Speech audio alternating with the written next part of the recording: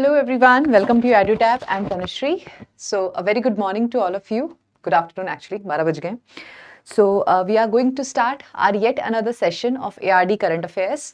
So let's get started. So any one of you who is new to this session, let me tell you that as far as the ARD current affairs are concerned, there are a lot of sources and at times it becomes very difficult for the students to cover them simultaneously with the static part, with the descriptive writing practices. So to help you all to get all the current affairs related to agriculture at one particular place, we have started this series, the Agriculture ARD Current Affairs series. So in this series, on every Monday at 12 p.m, I take this live session where we discuss the current affairs for the agriculture and rural development. Very good afternoon, Sujay.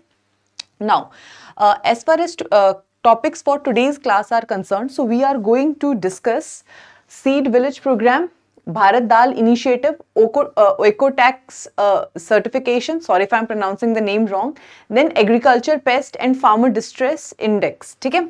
There was one more query related to one of the reports, that is the NAFIS report, which was released in 2024, October 2024 by NABARD, right? So some of the students, they are asking that when we are going to conduct the session on this particular report. Let me tell you students that as far as this report is concerned, so first of all, this is the second assessment only. Before this, the first assessment, it was done in I think 2015, 2016. After this, this is the newest edition or the latest edition. And in this report, they are talking about the data for 2021 and 2022. And this report, it was released in 2024. Now, see, as far as these reports are concerned, this is basically a survey on the financial inclusion. So from a syllabus perspective, it becomes important. Now coming to the kind of questions that can be asked from this particular report. So as far as the objective questions are concerned, the chances are less. Why? Because this report, it was released in 2024, October 2024, and the probability of the examiner going to like so many months back. Usually for the reports also, the time which they refer, it is 3 to 6 months, right? So going back so much is like the chances are very less. Nonetheless, this report, it becomes important from a descriptive perspective. The data, the points which are given in this particular report, they can be utilized for your descriptive answer writing, right? So you can enrich your fodder material using the points which are given in this particular report. Now in today's sessions, I'm not discussing this report, but in the next session, next Monday when we are going to conduct this current affairs session, I will discuss some of the important points which you can include in your fodder material, right? So that was one announcement I wanted to make as far as the NAFIS report is concerned. Now let's begin with the session. Now, again, before I start with the session, a lot of you will require the PDF of this particular session. So you can get it from our Telegram channel. The link of the same is provided in the description box below. So you can join the Telegram channel and from there you will get the PDF of this particular session. All right. So on this note, here is the first question for our today's class. As per the recent news, which national scheme implements the Seed Village Program? Now, Seed Village Program, it is a very important topic from our agriculture perspective, from our agriculture static topics also, agriculture current affairs also, and from the descriptive part also, right? Now, before you answer this particular question, right, I request you all that please do answer this question in the comment section below. And till that point, let me explain you what this Seed Village Program actually is. Now, students, see, the seed, it is the beginning of the crops, you can say. So it is the first stage, and the more strong, the better your seed is, the better will be the productivity. The seed alone can the seed alone can contribute around 15 to 20% increase in productivity. The better quality seeds, they give like the progeny which is created from the better quality seeds, it is better, the yield is better, right? Now, but what happens is actually that like when you keep on using the same seed generation after generation, so the quality of the progeny, it starts deteriorating, right? For the hybrid seeds, you have to replace, the seed replacement rate is 1 year. After every 1 year, you have to replace the seed with the new seed, right? And for the non-hybrid crops, it is around 3 to 4 years, right?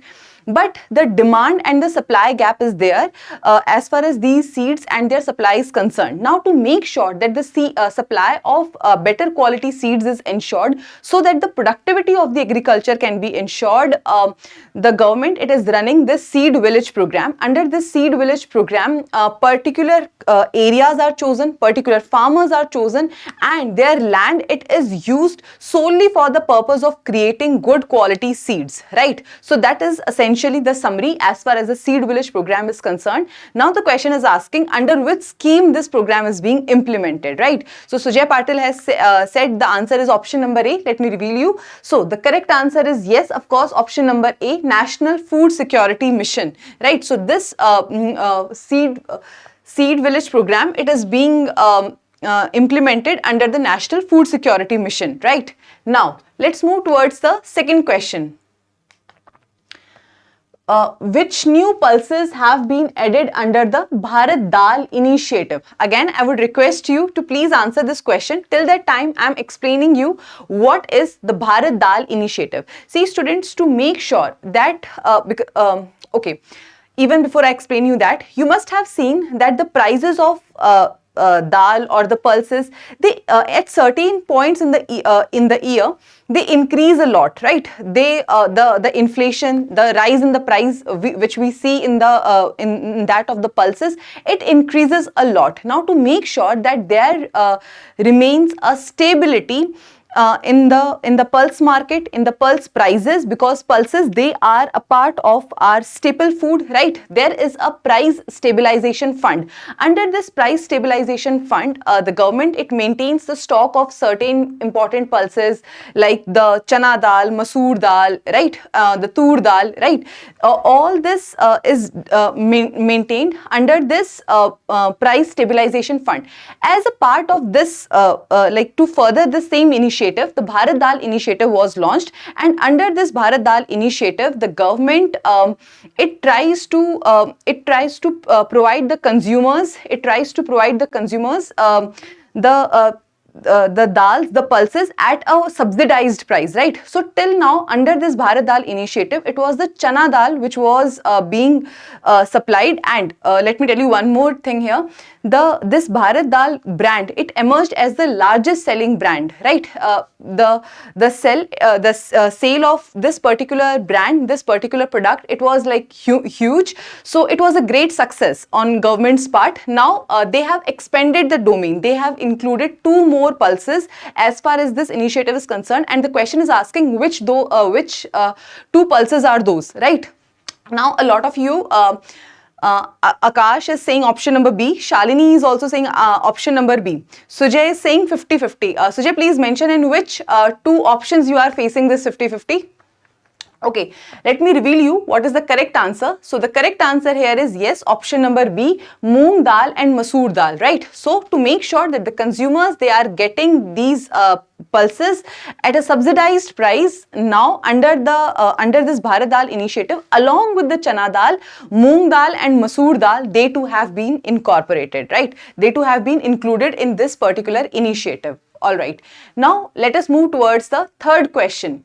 The third question says, the Northeastern Handicrafts and Handlooms Development Corporation Limited, right? So this is one particular organization, Northeastern Handicrafts and Handlooms Development Corporation. They have obtained the Oeko-Tex certification for which of the products, right? Now the question arises, what is this Oeko-Tex certification, right? I might be pronouncing the name wrong. I'm sorry for that. See, मुझे भी देख के पढ़ना पड़ रहा है, because it is this Oeko-Tex certification. It is basically a code name for an organization. Now let me tell you. Suresh Kumar, I am explaining the entire news. Can you please elaborate like what more explanation is required by you? That will be very helpful. Now, as far as this Oeko-Tex certification is concerned, so this is basically a code for International Association of Research and Testing in the field of textile and leather ecology. I know this word, it is a mouthful of so, and that is why I am also reading it. But for this particular organization, this Oeko-Tex word, it is used, this code is used, and why this code, it is like why this certification it is provided, to make sure that the leather products, the textile products, products, they are free from any of the harmful chemicals, any of the harmful substances, because you see in the leather industry, in the textile industry, a lot of harmful chemicals, they are used in the processing part, in their coloring, in their stitching, the formaldehydes, and a lot of harmful chemicals are utilized. Now this certification, it ensures that this particular product, it is free from such harmful chemicals, right? And now this Northeastern Handicraft and Handloom Development Corporation, they have obtained this Oeko-Tex certification for one of these products. This will ensure that the marketing of this particular product, it happens better, it reaches the international market, right? The sale value of this particular product increases, the authenticity of this particular product increases, right? So for all these purposes, this certification has been obtained by this organization. You have to tell me for which of the products this has been done. Now Sujay is saying option number B. Akash is saying option number C. Okay, let us see what is the correct answer here. So the correct answer here is option number C, Eri silk. It is the Eri silk for which we have obtained this Oeko-Tex certification, right? So I hope this news, it is clear to you, right? Now moving to the next news. The National Institute of Plant Health Management launched research initiatives to manage which major agriculture pest? Okay, so please tell me the answer, because after that only I'll be able to explain this particular news to you.